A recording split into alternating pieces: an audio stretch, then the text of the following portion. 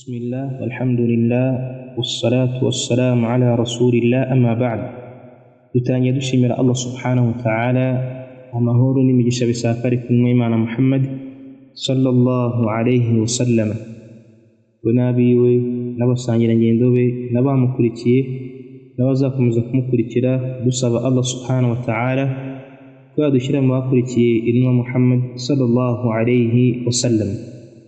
Muvandimwe nk'uko bisanzwe cyangwa se nk'uko ejo ariho twagarukiye ku kigwa cya 10 twagarukiye ku kigwa cya 10 aricyo al-ashira turi kugaragaza al-ayatu aya al-muhkamatu zisobanutse. Twagarukiye kuri al-ashira tugarukiraho bavuga ngo قال المصنف رحمه الله umwanditsi w'igitabo yaravuze ngo al-ayatu aya al-muhkamatu zisobanutse fi surati al-isra'i zigaragara zikaboneka mu isura ya al-isra wa fiha muri izo aya zigaragara muri suratu al-isra zera kuri aya 22 kugeza kuri aya 39 wa fiha kuri izo aya guhera kuri aya 22 kugeza kuri aya 39 fiha 18 mas'alatan harimo ibyigwa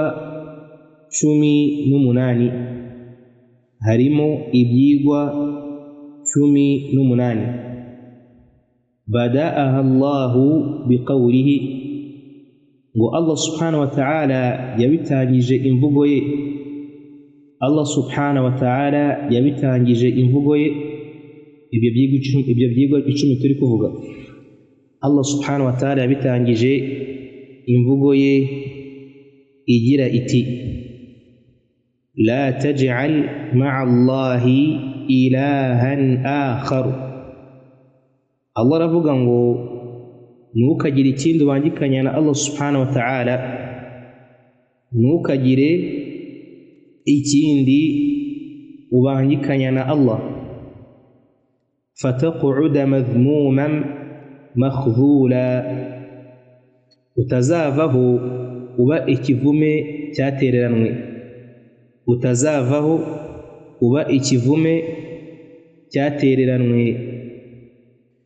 Wa khatamaha biqawlihi, ngo Allah yasoje izo aya twarangije kubona zirimo ibyigwa 18. Aya ya mbere Allah yatangiye avuga iyo ngiyo turangije kubona, asoza izo aya zirimo ibyo byigwa 18 biqawlihi avuga ati wala taj'al ma'a Allahi ilahan akhar.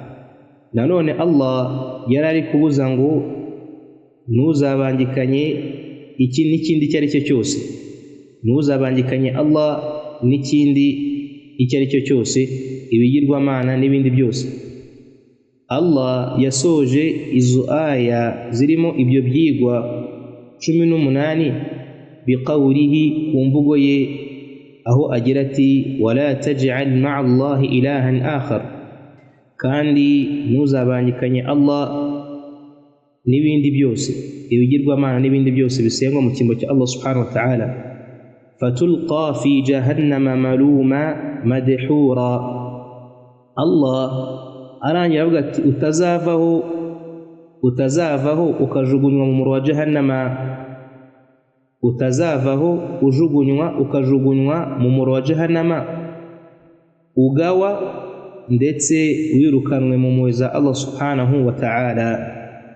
Allah aravuga ngo wala taj'al ma'a Allahi ilahan akhar, kandi uramenye ntuzabangikanye Allah subhanahu wa ta'ala n'ikindi icyo ari cyo cyose, ibigirwamana n'ibindi byose.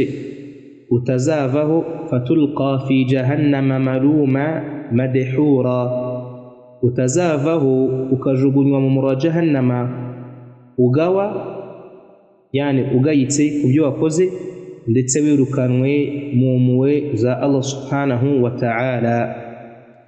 wanabbahana Allahu subhanahu, ngo Allah, dukomeje hasi, wanabbahana Allahu subhanahu, ngo Allah subhanahu wa ta'ala araduha icyitonderwa, ngo Allah subhanahu wa ta'ala araduha icyitonderwa, ngo Allah subhanahu wa ta'ala araduha icyitonderwa, ala 'idhami sha'ni hadhihi almasaili, ngo Allah subhanahu wa ta'ala araduha icyitonderwa ariko tugaragariza ubuhambare n'umwanya ibi byigwa bifite.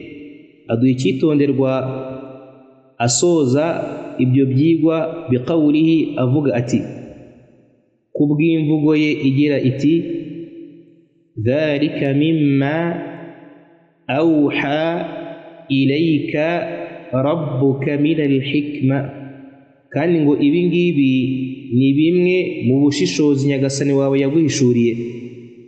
Ibi ni bimwe mu bushishozi nyagasani wawe yaguhishuriye. Ari kubwira intumwa y'Imana Muhammad sallallahu alayhi wa sallam ko ibi ngibi Allah yamuhishuriye biri mu bushishozi, duhere kuri aya ya mbere imubuza kubangikanya Allah, kugira ngo atazava aho ngaho Allah yamuvumye ndetse akanamutererana akaguma wenyine, no kuri aya ikurikira n'izindi zagiye zikurikira zigaragaza ubuhambare bw'amahurizo ari muri izi aya turangije gusoma. Tugiye ku kigwa al-hadiyata asharata, tugiye ku kigwa cya 11. Ayatu, ngo aya surati an-nisa'i, iboneka muri suratu an-nisa'i, aya iboneka muri suratu an-nisa'i, allati, iyo aya, tusamma, yiswe yitirirwa ayatul huquqi, iyo aya yo ikaba yariswe aya kuri Allah subhanahu wa ta'ala yavuze muri aya, yavuzemo ukuri kw'ibintu bigera, yavuzemo ibintu bigera ku 10, ukuri kw'ibintu bigera ku 10. Al-hadiyata asharata, ikigwa cya 11, ngo ni ayatu surati an-nisa'i, ni aya iboneka muri suratu an-nisa, allati, iyo aya, tusamma, yiswe ayatul huquqi, ni aya igaragaza ukuri al-asharati kw'ibintu bigera ku 10. بدأها الله تعالى بقوله، بدأها الله تعالى بقوله، والله سبحانه وتعالى iyo aya yayitangije imvugo ye igira iti. Inshallah, kugira ngo bize kukoroha, iyo aya ni aya yo muri suratu an-nisa'i, aya ya 36. Iyo aya tugiye kureba, Allah yatangije imvugo ye igira iti, ni aya ya 36 muri suratu an-nisa'i. Iyo aya tugiye kureba ni aya irimo ukuri kw'ibintu bigera mu 10, ni aya yo muri suratu an-nisa'i, aya ya 36. Inshallah, tugiye kuvuga ikintu kimwe kimwe, ibyo bintu nibirangira dukomeze no ku kintu cya 12. Inshallah, turebe ibyo bintu bigera ku 10 Allah yavuze muri aya, uko kuri yavuze kugera kw'ibintu bigera ku 10, tukurebe, tukwandike, ubundi dukomeze ku kintu cya 12. Inshallah, ibyo bintu bigera ku 10, inshallah numva twakwandika yuko ibyo bintu Allah yavuze muri iyo aya bigera ku 10 nibyo tugiye kurebera hamwe muri iyo aya yo muri suratu an-nisa, aya ya 36. Qala ta'ala, Allah aratubwira muri iyo aya, yatangiye avuga ngo kandi mujye musenga Allah wenyine, kandi mujye musenga Allah wenyine, kandi ntimukamubangikanye n'icyo ari cyo cyose, kandi ntimukamubangikanye n'icyo ari cyo cyose. Iki ngiki ni icya mbere. Icya mbere tugisubiremo, ukuri kwa mbere ni ukuri Allah subhanahu wa ta'ala we yari kugira gute, yari kwivugaho ku giti cye, yatangiye avuga ati kandi mujye musenga Allah wenyine, kandi ntimukamubangikanye n'icyo ari cyo cyose. Ikintu cya mbere aya iri kutugaragariza ni ukuri kwa Allah subhanahu wa ta'ala ko kugaragirwa wenyine atabangikanywa n'ikindi icyo ari cyo cyose. Ukuri kwa kabiri dusanga muri iyo aya, Allah yavuze ngo kandi mujye mugirira neza ababyeyi, kandi mujye mugirira neza ababyeyi, kandi mujye mugirira neza ababyeyi. Icya gatatu, Allah subhanahu wa ta'ala yatubwiye muri ibyo bintu 10, icya gatatu ni ukugirira neza abo mufitanye isano, ni ukugirira neza abo mufitanye isano, ni ukugirira neza abo mufitanye isano. Icya kane ni ukugirira neza imfubyi, ni ukugirira neza imfubyi, ni ukugirira neza imfubyi. Icya gatanu ni ukugirira neza abakene, icya gatanu ni ukugirira neza abakene. Icya gatandatu ni ukugirira neza umuturanyi mufitanye isano, icya gatandatu ni ukugirira neza umuturanyi mufitanye isano, kuko abaturanyi harimo ibice bibiri, hari umuturanyi mufitanye isano, akaba n'umuturanyi usanzwe mudafitanye isano. Akaba ari umuturanyi wawe kuko ari umuturanyi ariko mudafitanye isano. Icya karindwi ni ukugirira neza umuturanyi usanzwe, ni ukugirira neza umuturanyi usanzwe ari we wa wundi twari turi kuvuga mudafitanye isano. Icya karindwi ni ukugirira neza umuturanyi usanzwe, umuturanyi mudafitanye isano. Icya munani ni ukugirira neza umuntu musangiye urugendo, ni ukugirira neza umuntu musangiye urugendo, ni ukugirira neza umuntu musangiye urugendo. Urugero, uri ku rugendo, uri kumwe n'umuntu mu rugendo, uyu nguyu ni ngombwa ko ugomba kumugirira ineza. Icya cyenda ni ukugirira neza umuntu uri ku rugendo, uyu nguyu none ni umuntu kuba ashobora kuba ari ku rugendo ukamugirira neza, ariko ntabwo ari umuntu mugize gute musangiye urugendo. Kuba wafasha umuntu uri ku rugendo no kuba umuntu yashirirwa ukamufasha, ibi ngibi ni igikorwa kigize gute gihambaye. Icya cyenda ni ukugira neza noneho umuntu uri ku rugendo. Icya 10 aricyo cya nyuma muri uko kuri Allah subhanahu wa ta'ala yavuze, ni ukugira neza abacakara banyu, ni ukugira neza abacakara banyu. Iyo ufite umucakara ugakomeza kugira gute kumugirira neza, iyo ngiyo niyo aya Allah yavuzemo ukuri kw'ibintu bigeze ku 10. Twihuse twagiye ku kintu athaniyata asharata, twagiye ku kintu cya 12, twagiye ku kintu athaniyata asharata, twagiye ku kigwa cya 12, aricyo kivuga ngo at-tanbihu, ikigwa ala wasiyati, ku murage rasulillahi, umurage w'Imana Muhammad sallallahu alaihi wasallam yasize inda mautihi, igihe yaragiye gutabaruka, igihe yaragezweho n'urupfu. Almas'alatu thaniyata asharata, ikigwa cya 12 ni at-tanbihu, ni ikitonderwa ala wasiyati rasulillahi sallallahu alaihi wasallam, umurage w'intumwa y'Imana Muhammadi, amahoro n'imigisha bya Allah bibeho, inda mawtihi, ubwo yaragiye gutabaruka, ubwo yaragiye gupfa. Nuvuga ngo intumwa y'Imana igiye gupfa hari umurage yagize gute, yasize. Urumva rero uwo murage ni icyitonderwa kuri twebwe ko tugomba kuwureba no kuwukurikiza. Ni ngombwa kuri twebwe ko umurage intumwa y'Imana yadusigiye tugomba kuwitondera no kuwitaho kugira ngo tutazayoba nyuma y'uko intumwa y'Imana Muhammadi sallallahu alaihi wasallam isoje gutabaruka.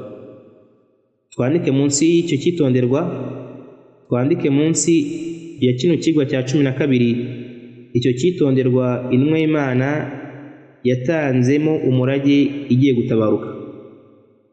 Yaba iriya hadith twarangije kubona Ibn Mas'ud ataka kuvuga yuko ushaka kuzareba umurage intumwa y'Imana yasorejeho ubutumwa bwe azareba izira aya 3 twarangije kubona zo muri suratul An'am, aya y'151 kugeza kuri aya y'153. Nanone twandike munsi ya kino kintu cya 12 umurage intumwa y'Imana yadusigiye, umurage intumwa y'Imana yadusigiye ubwo yari igiye gutabaruka. Yaravuze iti, mbasigiye ibintu bibiri, mbasigiye ibintu bibiri, ntabwo muzigera muyoba nimuramuka mubifashe mukabikomeza. Mbasigiye ibintu bibiri, ntabwo muzigera muyoba nimubifata mukabikomeza. Icya mbere ni igitabo cya Allah subhanahu wa ta'ala aricyo Al-Qur'an. Icya mbere ni igitabo cya Allah subhanahu wa ta'ala aricyo Al-Qur'an. Icya kabiri ni sunna z'intumwa y'Imana Muhammad sallallahu alaihi wasallam. Icya kabiri ni sunna n'imigenzo y'intumwa y'Imana Muhammad sallallahu alaihi wasallam. Bivuze ngo umurage intumwa y'Imana yatanze cyangwa se yatanze igiye gutabaruka, nuko yavuze ko idusigiye ibintu bibiri, nituramuka tubifashe tukabikomeza ntago tuzigera tuyoba. Icya mbere nidushikama kuri Qur'ani ndetse tukanashikama ku migenzo ye sallallahu alaihi wasallama, ntago tuzigira tuyoba, ahubwo tuzakomeza turi mu bantu bagize gute, bameze neza kandi bakomeje gukomeza no gushikama ku nzira y'intumwa Muhammad sallallahu alaihi wasallam. Dukomeze al-mas'alatu ath-thalithata 'asharata, dukomeze ikigwa cya 13, dukomeze ikigwa cya 13, ma'rifatu haqqillahi alaina, ma'rifatu haqqillahi alaina, kumenya ukuri kwa Allah subhanahu wa ta'ala kuri twebwe, kumenya ukuri kwa Allah subhanahu wa ta'ala kuri twebwe. Uko kuri twarangije kukubona muri hadithi ya Mu'adh mwene Jabari, Allah subhanahu wa ta'ala mwishimire. Uko kuri kwa Allah kuri twebwe twarangije kukubona nuko tugomba kugaragira Allah subhanahu wa ta'ala nitumubangikanye n'ikindi icyo ari cyo cyose. Uko kuri kwa Allah subhanahu wa ta'ala kuri twebwe nuko tugomba kumugaragira nitumubangikanye n'ikindi icyo ari cyo cyose. Uko kuri kwa Allah subhanahu wa ta'ala kuri twebwe nuko tugomba kumugaragira nitumubangikanye n'ikindi icyo ari cyo cyose.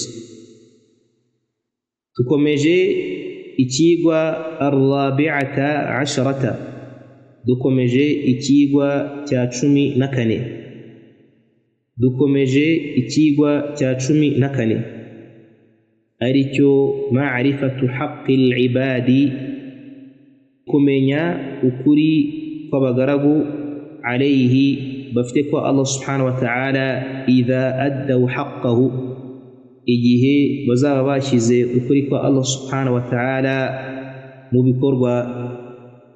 Ma'rifatu haqqil ibadi, harimo kumenya ukuri kw'abagaragu alayhi bafite kwa Allah subhanahu wa ta'ala, idha addaw haqqahu igihe bazaba bashize ukuri kwa Allah subhanahu wa ta'ala mu bikorwa. Ma'rifatu haqqil ibadi harimo kumenya ukuri kw'abagaragu alayhi bafite ko Allah subhanahu wa ta'ala idha addaw haqqahu igihe bazaba bashize ukuri kwa Allah subhanahu wa ta'ala mu bikorwa. Nukuvuga ngo ukuri kwa Allah nuko tumugaragira nitumubangikanye n'ikindi cyari cyo cyose.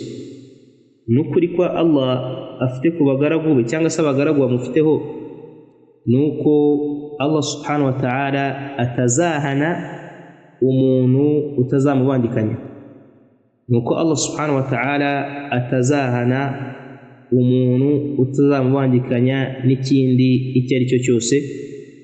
Ndifuza ko inshallah twasoreza ahangaha dusaba Allah subhanahu wa ta'ala ko yadushyira muri ba bandi bumva kandi bagashyira mu bikorwa, kandi dusaba Allah subhanahu wa ta'ala ko yaduha gushikama ku nzira nziza y'abeza batubanjirije inzira ya salafu salih, ndetse yazaduha gutabaruka turi mu bagaragu beza.